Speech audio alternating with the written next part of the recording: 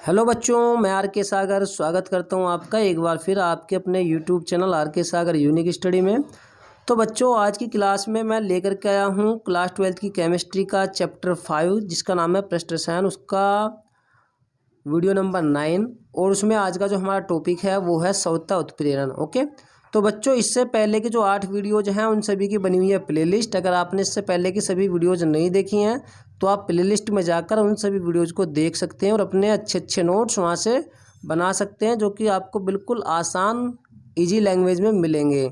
Okay, तो चलिए शुरू करते हैं हम आज की अपनी क्लास। और हाँ, अगर आप हमारे इस चैनल पर नए हैं तो चैनल को सब्सक्राइब जरूर कर लेना। ओके, नहीं तो बाद में पछताओगे। ओके, चलिए शुरू करते हैं। तो देखिए, सौता उत्प्रेरण इंग्लिश में कहेंगे ऑटो कैटेलिसिस। तो क्या होता है सौता उत्प्रेरण? जब किसी रासायनिक अभिक्रिया में कोई उत्पाद ही उत्प्रेरक का कार्य करता है तो इस घटना को सौता उत्प्रेरण कहा जाता है। ओके, तो हमने क्या लिखवाया? हमने बताया कि जब किसी रासायनिक अभिक्रिया में कोई उत्पाद ही क्या करे, उत्प्रेरक का कार्य करे, तो इस घटना को हम क्या कहते हैं? सौता उत्प्रेरण। क्योंकि यहाँ पर क्या लिखा है? सौता। सौता का अर्थ होता है अपने आप। ओके, तो जब कोई जो रासायनिक अभिक्रिया है उसमें कोई उत्पाद ही उत्प्रेरक का कार्य करता हो तो इस घटना को हम सौता उत्प्रेरण कहते हैं।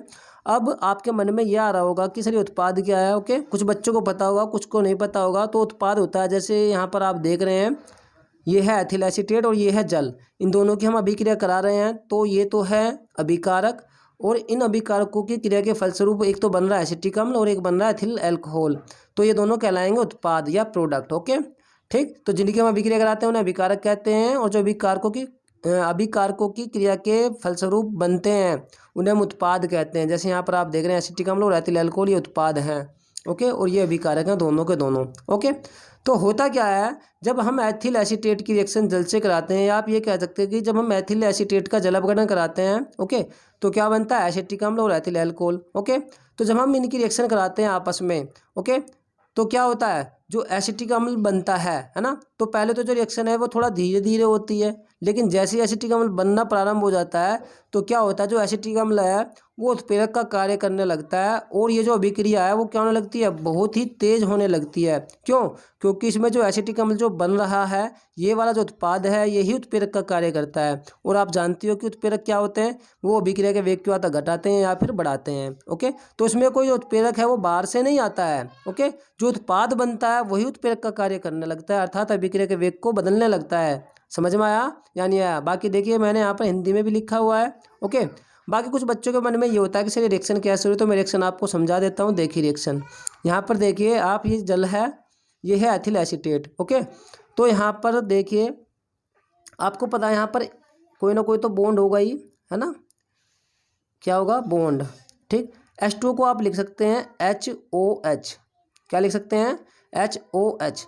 तो यहाँ पर ये जो O है वो C से किसी न किसी परमाणु के द्वारा तो जुड़ा होगा, है ना? सॉरी, बंध के द्वारा, परमाणु नहीं, बंध के द्वारा। ठीक है, तो ये जो बंध है वो टूट जाएगा इस तरह से, है ना? और जो H है वो तो जुड़ जाएगा इस पर इधर, और जो OH है वो जुड़ जाएगा C2H5 के इधर। आई बात समझ में? ठीक है, तो CH3OH बन गया यहाँ पर, और ये क्या बन गया? C2H5OH, अर्थात एथिल अल्कोहल बन गया। समझ में आया होगा? ओके, बाकी दोनों प्रकार के रिएक्शन है आपके सामने, या चाहे तो आप ऐसे डायरेक्ट लिख दें, ओके, या फिर ऐसे भी लिख सकते हैं। देखिए, ये तो है समझने वाली प्रक्रिया, जो मैंने आपको ऊपर लिखा ये है रटने वाली क्रिया ऐसे है। ठीक है ना? मैंने आपको समझाने की यहाँ पर कोशिश की है। तो देखते हैं आगे। तो पहले आप यहाँ तक ले लीजिए स्क्रीनशॉट। चलिए अब आगे देखते हैं। तो देखिए बच्चों, इसमें आगे है, मैंने लिखा है कि एथिल एसीटेट के जल अपघटन में बनने वाला एसिटिक अम्ल उत्प्रेरक की भांति कार्य करता है ना? तो यह है एथिल एसीटेट, इसका हो रहा जल अपघटन। जल अपघटन का मतलब एथिल एसीटेट की रिएक्शन किससे हो रही है? जल से। इसे हम कहेंगे एथिल एसीटेट का जल अपघटन। ओके, तो इसमें बनने वाला जो एसिटिक अम्ल है, यानी कि उत्पाद है एसिटिक अम्ल, यही उत्प्रेरक की भांति कार्य करने लगता है। मैंने अभी आपको बताया ना कि पहले तो जो क्रिया है प्रारंभ में, जब ये एसिटिक अम्ल नहीं बनता है ना, या बनना प्रारंभ होता है, तो पहले तो बहुत मंद बनता है ना, लेकिन जैसे एसिटिक अम्ल बन जाता है तो बाद में उत्प्रेरक का कार्य करने लगता है, अभिक्रिया के वेग को बढ़ाने लगता है, जिससे जो ये अभिक्रिया है वो काफ़ी तेज होने लगती है, और एसिटिक जो अम्ल है वो भी अधिक मात्रा में बनना लगता है, और एथिल अल्कोहल भी। आगे देखेंगे, हमने लिखा है कि प्रारंभ में यह अभिक्रिया बहुत मंद होती है, लेकिन कुछ देर बाद यह अभिक्रिया बहुत ही तेज गति से होने लगती है।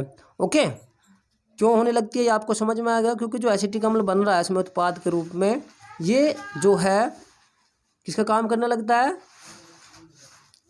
सवत्ता उत्प्रेरण का। ओके, किसका काम करने लगता है, सवत्ता उत्प्रेरण का। ओके, उम्मीद करता हूँ बच्चों आज की जो हमारी क्लास है वो अच्छे से समझ में आई होगी। अगर आपको हमारी जो क्लास है वो अच्छे से समझ में आई है तो हमारी वीडियो को लाइक, कमेंट और शेयर ज़रूर करें। तो बच्चों मिलता हूँ मैं आपको एक और नेक्स्ट वीडियो में। तब तक के लिए नमस्कार, जय हिंद, जय भारत। अपना ख्याल रखिए, सुरक्षित रहिए, पढ़ते जरूर रहिए। ओके।